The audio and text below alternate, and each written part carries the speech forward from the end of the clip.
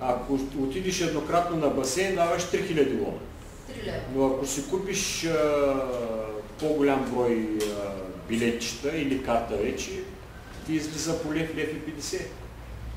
Има много. Значи по 1000-1500 лона, то е нищо. За 1000 лона не знам, можеш ли да си купиш нещо? Кимбап. Да, един кимбап може да си купиш. Значи това да се наедеш и това да спортуваш са на една и съща цена. Има в различните, примерно, градинка. И общината или там, нямам представа кой, са поставили тренажери, спортни или такива уреди, като фитнес уреди, но са доста по-здрав дебел метал и не са с електроника. Механични са, които предполагат, че могат да се ползват дълго време от много хора. Най-различни уреди, има и нови постоянно. И възрастни хора отиват, въртят, примерно, за ръцете, за кръст, нали, обичайно е това нещо.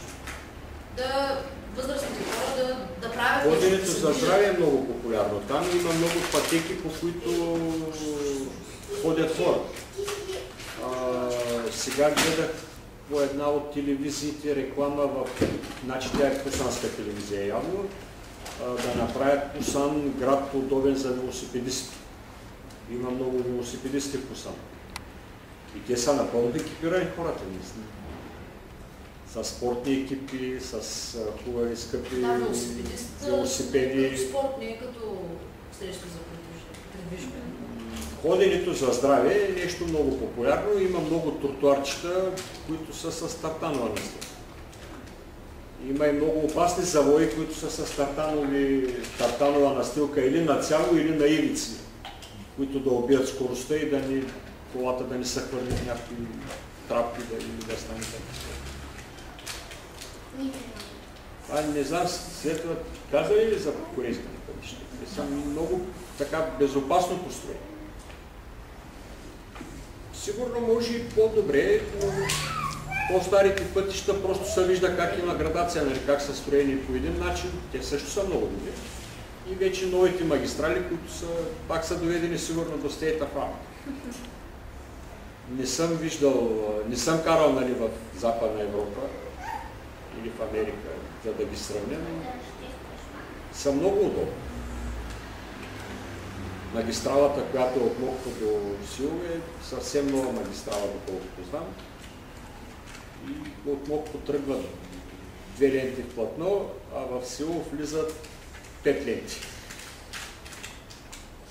Има минава по един много голям висящ мост, който беше... Ако не бях толкова притеснен дали детето ще има българско гражданство и паспорт, щях да му се наслаждавам. Исках даже да спра да го гледам, но няма време трябваше. А това с детето, в смисъл, те са... Не, те много ни помогнаха. Консула и посланника много ни помогнаха, но понеже комуникацията от Мокто до Варна е много трудна и проблема дойде от общината.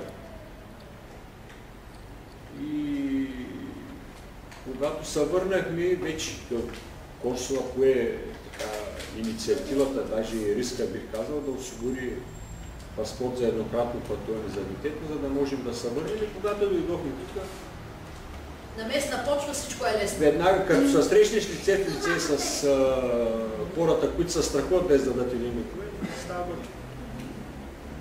Нали, но можеше да стане, изхъбихме много време. Той консула даже сподели, че за неговото дете има много. Изобщо няма регистрирано дете от Корея, което се е родило там, доколкото знам, са 3 поне. Тя беше третата. Което по един или друг начин да не се е появил проблем в общината. Защото консула е регистрирал собственото си дете и имало проблем.